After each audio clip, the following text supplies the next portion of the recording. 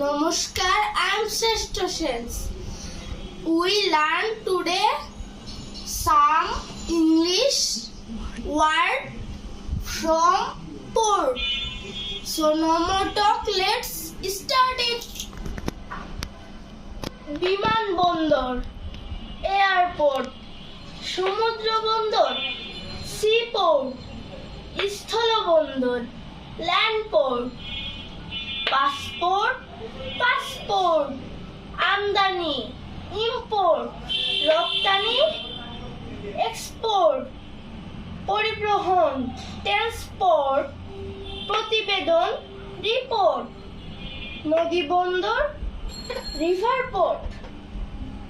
So no more today.